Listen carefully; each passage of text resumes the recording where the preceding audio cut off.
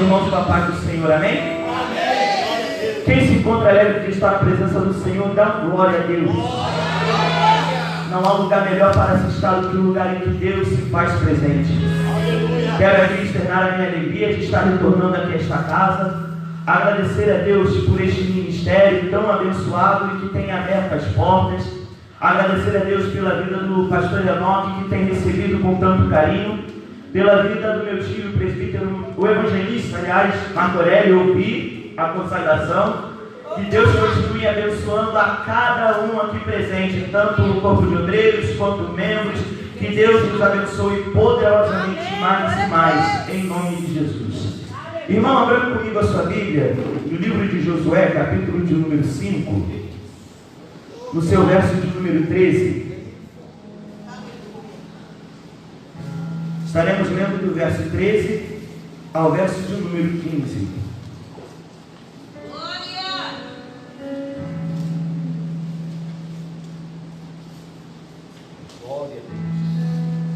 Aleluia! Livro de Josué, capítulo 5, versos 13 e 15. Amém? Amém.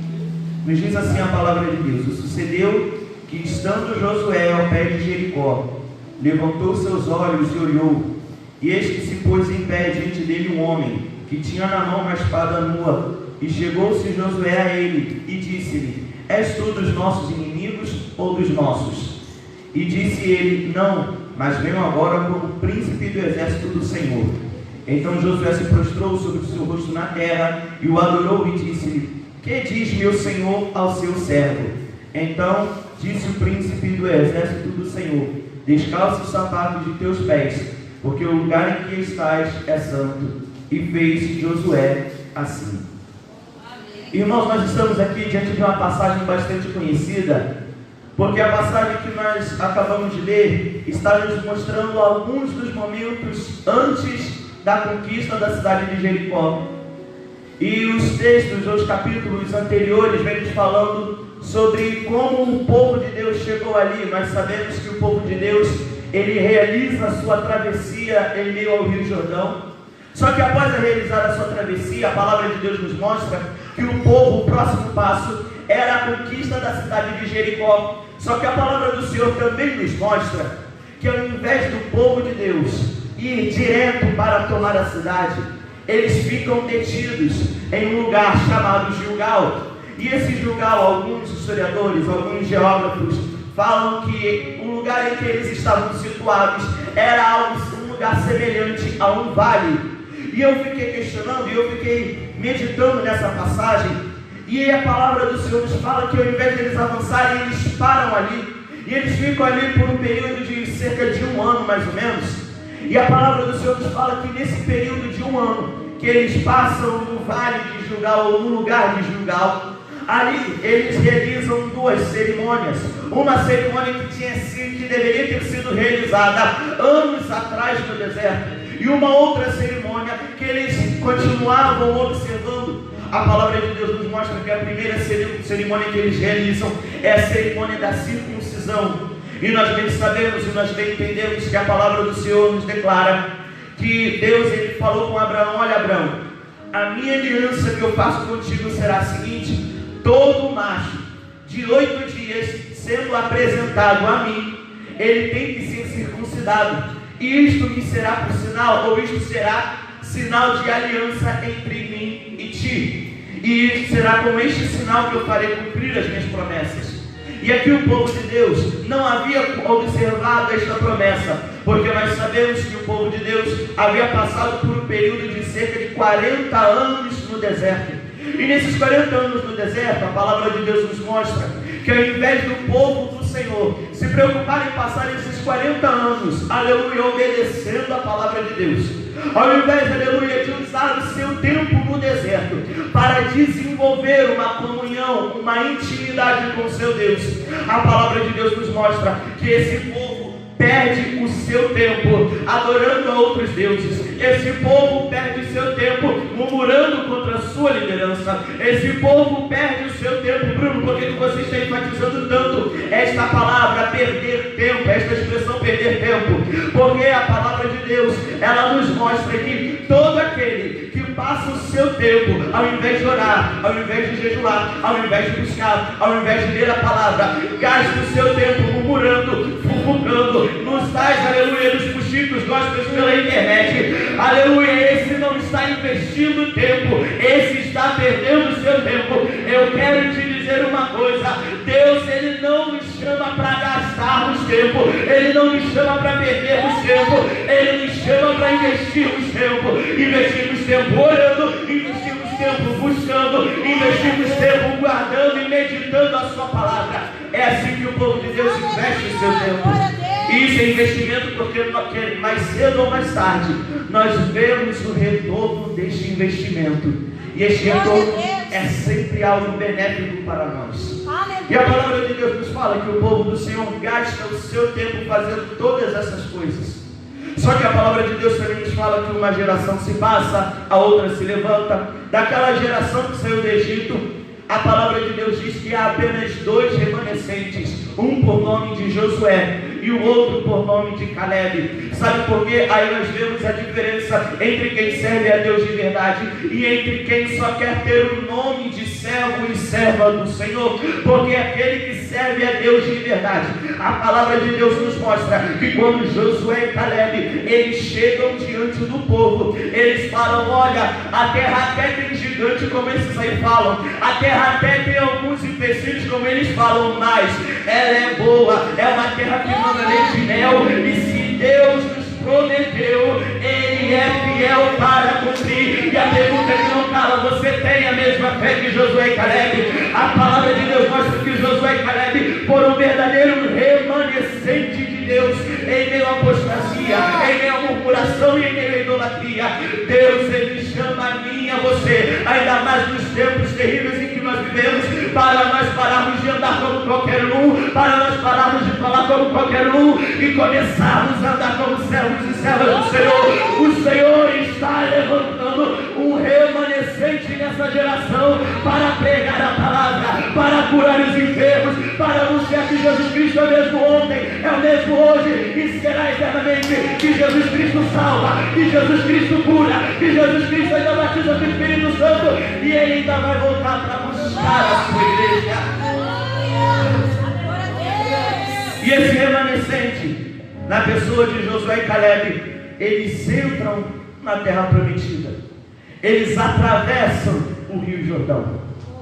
E ao atravessar o Rio Jordão, conforme eu falei um pouco antes, eles ficam parados por cerca de 1 ano neste lugar de Gilgal, porque eles entendiam que eles não poderiam avançar, eles entendiam que eles não poderiam dar um próximo passo sem antes honrar a Deus acima de tudo.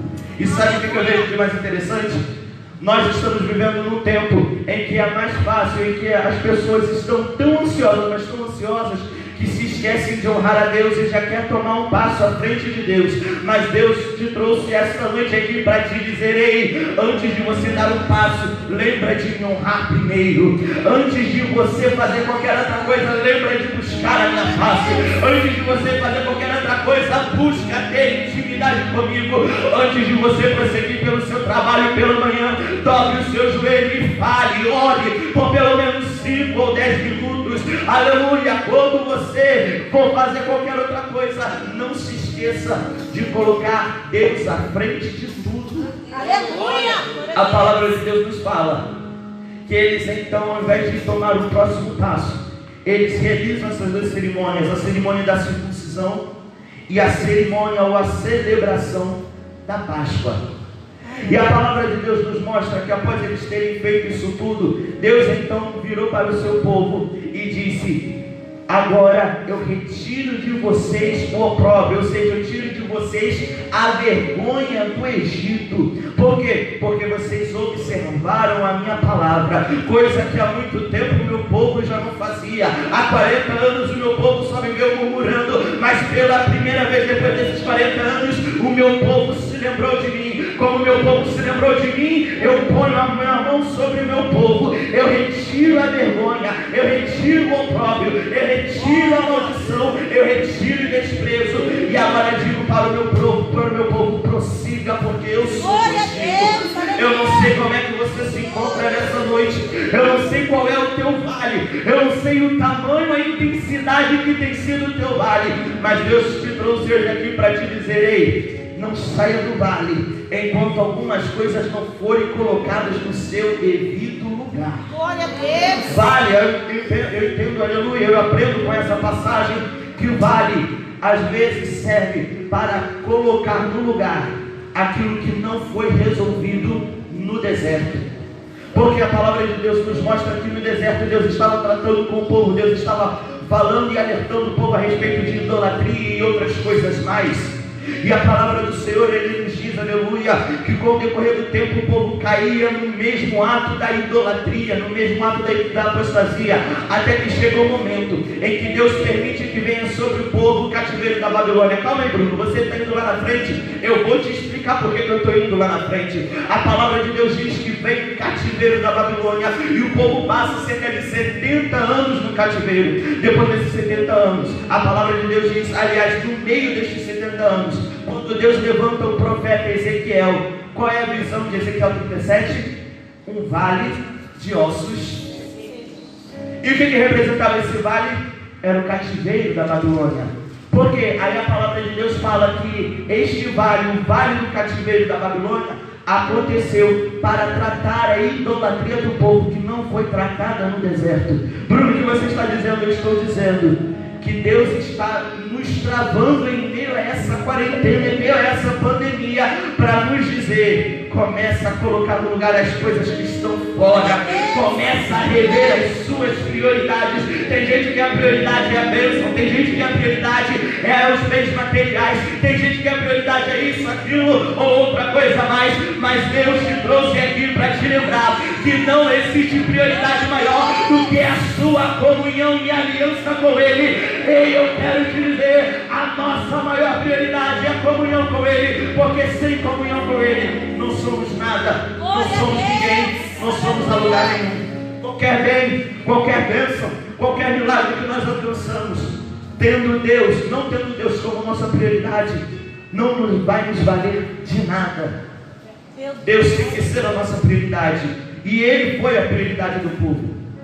Agora a palavra de Deus diz que após eles terem realizado isso tudo, nos versículos em que nós lemos, versículo 13 fala: e sucedeu que estando Josué ao pé de Jericó. Eu imagino que neste momento, agora um desenho, uma conjectura minha, é que neste momento Josué ele deu uma afastada no meio do arraial, para poder observar melhor a cidade de Jericó e ajuntar o que ele está vendo com as informações que ele já havia recebido antes. Porque a palavra de Deus nos fala que antes mesmo deles atravessarem o Jordão, Josué já tinha enviado 2 espias. E ele então agora está juntando as informações que ele tem. E a informação que está diante dos olhos dele é o que está escrito no capítulo 6, no verso de número 1. Ora, Jericó cerrou-se e estava cerrada por causa dos filhos de Israel. Nenhum saía e nem entrava. Agora veja, nesse momento que Josué ele se afasta para observar a cidade, ele está vendo a guarda da cidade se intensificar. Ele está vendo a cidade sendo fechada por dentro e por fora. Eu imagino que nesse momento a interrogação que passa pela cabeça de Josué é: Senhor, a cidade está cerrada de jeito, está fechada, trancada de um jeito que ninguém entra e nem sai. Nada entra e nada sai daqui. E agora, como é que vai ser para conquistar a cidade? Enquanto Josué está contemplando isso, a palavra de Deus diz que Josué, ele faz o que, igreja? Ele levanta os seus olhos. Aleluia! Não, você não entendeu, eu vou repetir. Aleluia! Josué, até o momento, qual é a informação que Josué está tendo? Josué está olhando e está vendo a cidade tão fechada que nada entra e nada entra e nada sai. E ele está dizendo: e agora? Só que ele olha para o alto. Oh, glória! Antes ainda do salmista, ele já estava dizendo: eleva os meus olhos para os montes. De onde me virá o socorro? Aí ele fala: o meu socorro vem do Senhor. Quando ele então olha para o alto, ele vê um varão se apresentando diante dele com traje de guerra. Era Deus dizendo para Josué: Josué, quando você fala Senhor não dá, Senhor não posso, Senhor sou fraco, Senhor eu não tenho força, é aí que você forte, porque o meu poder se aperfeiçoa na sua fraqueza.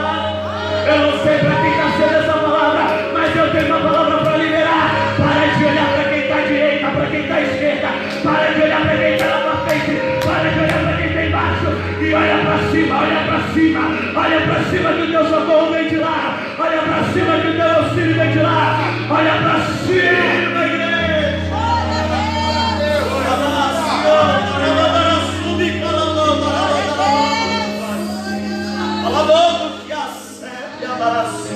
Glória a Deus, aleluia. Quando ele olha, ele vê esse varão. Eu imagino que Josué nesse momento, um homem experiente na guerra. Eu imagino que nesse momento Josué ele põe a mão na espada. Bruno, por que você imagina isso?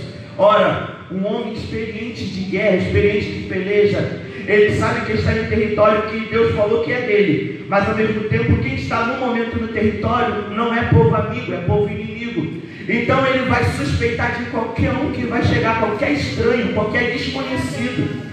Então é algo comum, aleluia. Um homem de guerra, ele está sempre preparado para a guerra, ele sabe desfrutar o momento que ele se encontra, mas ao mesmo tempo ele está preparado para a guerra. Então ele já vai com a mão na espada, só que antes dele puxar, ele tem a sabedoria de chegar e dizer: és tu um aliado ou és tu um inimigo? Ah, como nos falta essa sabedoria. Nós precisamos pedir essa sabedoria a Deus, porque nós estamos vendo a situação e a gente está dizendo: é o diabo, é o demônio, é o capeta. Mas a gente não está entendendo que às vezes Deus nos coloca num processo e Ele fala: agora eu e você. Meu Deus, aleluia. Nós temos que parar de sair puxando a espada à toa. Bruno, que esse puxar a espada é você ficar alfinetando fulano, beltrano, ciclano. A gente tem que parar, aleluia, com essa coisa de raiz de amargura dentro dos nossos corações. A gente tem que tirar isso da gente. A gente tem que ser curado dessa cicatriz. A gente tem que ser curado dessa depressão, dessa angústia. A gente tem que ser curado dessa aflição. A gente tem que entender que não é o diabo, é Deus que está fazendo essa situação para a gente ter um encontro. Josué teve um encontro com Deus como ele nunca teve naquele momento. Eu quero te dizer que nesse momento Deus marcou o encontro como ele ainda não teve com você. Eu vou repetir para que você ainda não entendeu. Deus está marcando a tua história em meio a esse vale para ter um encontro, para você ver a glória como você ainda não viu, para você ver ele agir como ele ainda não agiu, para você ver coisas grandiosas. Então suporta. Mantenha a tua posição de homem e mulher de Deus. Se mantenha na posição com o Senhor, porque Deus tem um encontro marcado comigo contigo na luta. Alguns dos maiores encontros entre Deus e o homem não aconteceu em um momento em que estava tudo bem, aconteceu em um momento de dificuldade. A palavra de Deus nos mostra que quando João ele teve a revelação do Apocalipse, as revelações do livro do Apocalipse, ele estava preso na ilha de Patmos. Não era do lado de fora com liberdade, ele estava preso. A palavra de Deus diz que quando Ezequiel ele é chamado, Ezequiel ele não é chamado em um tempo bom, Ezequiel ele é chamado em um tempo de cativeiro. Meu Deus. Isaías, quando ele tem a visão que ele contempla a glória do Senhor, é um momento de luto e de tristeza, porque o rei havia acabado de falecer. Bruno, o que você está querendo dizer? Está querendo desanimar? Não, Deus ele te trouxe aqui para te dizer o seguinte: aprenda a ter uma visão além do comum. Por que, Bruno? Porque quem é servo de Deus aprende ou acaba tendo que aprender a ter uma visão além do alcance. Quem tem, aleluia, uma visão comum e natural vai olhar para a terra e vai dizer: tem gigante, tem barreira e tem empecilho. Agora quem tem uma visão sobrenatural vai dizer: tem gigante, tem barreira e tem empecilho, mas a gente tem um Deus que é maior que o gigante, a gente tem um Deus que é maior que a barreira, a gente tem um Deus que é maior que o empecilho, a gente tem um Deus que é maior que a enfermidade, a gente tem um Deus que é maior que a quarentena, a gente tem um Deus que é maior que o coronavírus. A gente tem um Deus e ele permanece onde veja, assentado no alto e sublime trono, igreja. O teu tempo pode ter passado milênios, pode ter passado décadas, pode ter passado séculos. Ele continua no mesmo lugar, no alto e sublime trono, e a sua palavra ainda tem poder. Glória a Deus, aleluia. Glória a Jesus. A palavra de Deus então diz que o homem então lhe responde: venho agora como príncipe do exército do Senhor. E eu, aleluia, meditando nessa passagem, eu fui perguntar: calma aí, por que esse varão ele se revela logo após eles terem celebrado a Páscoa? Porque nós sabemos que a Páscoa judaica ela era realizada com o sacrifício de um cordeiro puro, um cordeiro imaculado, em prol de toda a nação, ao mesmo tempo que era um memorial de que Deus havia os libertado do Egito, servia também como uma espécie de expiação, ou perdão, ou purificação dos pecados. E logo após isso, esse homem aparece. Agora aqui uma conjectura minha, a palavra de Deus nos mostra que muito do Antigo Testamento era uma sombra das coisas que haviam de se revelar para nós. A palavra de Deus, ela nos revela isso na carta aos Hebreus, por exemplo, muita da simbologia a respeito do tempo, muita da simbologia por trás de alguns personagens. E eu quero trazer um pouco dessa simbologia para dentro dessa passagem. Por quê, Bruno? Porque veja só, o cordeiro morre. Após o cordeiro morrer, este homem se apresenta diante de Josué. Agora veja isso aqui, trazendo para nós nos dias de hoje. Sabe o que é isso? É o cordeiro que foi morto. Quem é esse, Bruno? É Jesus de Nazaré. Aleluia! Todo o sacrifício da Páscoa apontava para o Cordeiro de Deus que tira o pecado do mundo. E agora, aleluia, o sacrifício apontando para ele, trazendo para essa passagem. O Cordeiro foi morto. O Cordeiro foi oferecido no meu e no teu lugar. Nós temos o Cordeiro crucificado, Jesus crucificado, e logo em seguida sepultado. Só que a história não para por aí, porque a minha Bíblia fala no Evangelho de João, capítulo de número 20, que o Cordeiro que foi morto ressuscitou. Glória a Deus, aleluia. E ele se apresenta dizendo: Maria, eu sou maior do que a morte. Glória a Maria, eu Deus. sou maior do que o pecado, do que o inferno. Bruno, o que isso tem a ver com essa palavra? Eu estou dizendo aqui, depois que você conhece o Cordeiro crucificado, você conhece Jesus ressuscitado. É o Cristo ressuscitado, é Ele que nos garante a vitória, porque, aleluia, a palavra de Deus bem nos mostra. Paulo é bem categórico em afirmar que se Jesus ele apenas morreu e não ressuscitou, a nossa fé é vã. Se a nossa fé se limita apenas a este mundo, a nossa fé é vã. Agora, se o Cordeiro morreu e ressuscitou, a gente tem esperança de que aí com Ele a gente vai ressuscitar. Bruno, apóstolo Paulo, por quê? Aí Paulo continua dizendo: porque se com Ele padecemos, com Ele também reinaremos. Se com Ele sofremos, com Ele também ressuscitaremos. Bruno, o que você está dizendo? Eu quero te dizer que nessa noite o Cristo ressuscitado, Ele se apresenta diante de nós e Ele está falando: levanta-te, porque eu dou Jericó na tua mão. Eu vou repetir, mas você ainda não entendeu. Jericó está na tua mão. O Cordeiro ressuscitado não é o presbítero Bruno, não é o pastor Enoque, não é ninguém, nenhum obreiro que está aqui diante de você.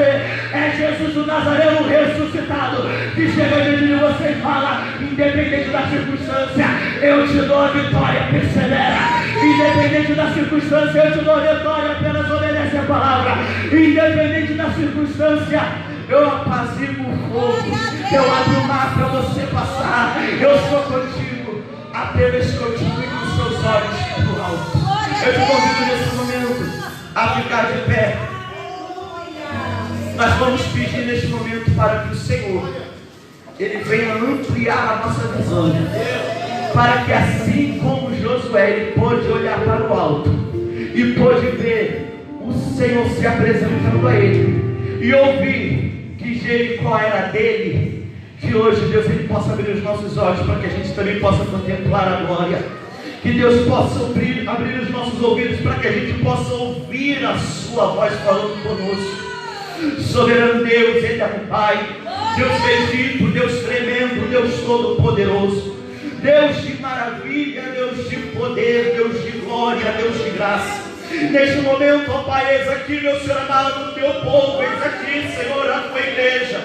Senhor amado, Deus tremendo e santo, que neste momento, ó Pai, o Senhor venha, Senhor amado, abrir os nossos olhos, ó Deus, tirar de nós essa visão limitada, essa visão pequena, essa visão humana, essa visão de que não vai dar certo, essa visão, aleluia, de que não tem jeito, essa visão, Senhor, de que esse quadro é irreversível. Tira de nós essa visão e opera em nós, Senhor, uma fé como o Senhor concedeu para Josué, para não olharmos mais para baixo, para não olharmos mais para a direita, para não olharmos mais para a esquerda, para não olharmos mais para homens, mas para olharmos somente a Ti, Senhor.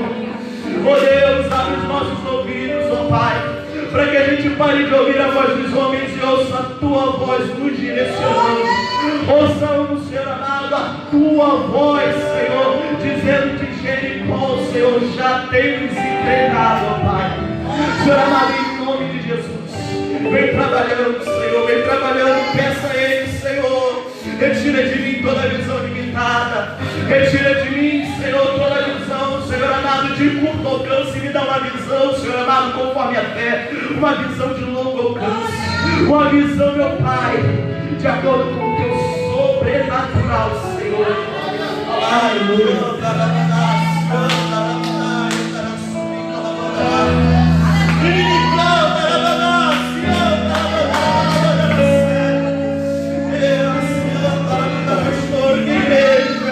Seja aberto agora os teus olhos, igreja. Seja aberto os teus ouvidos, igreja.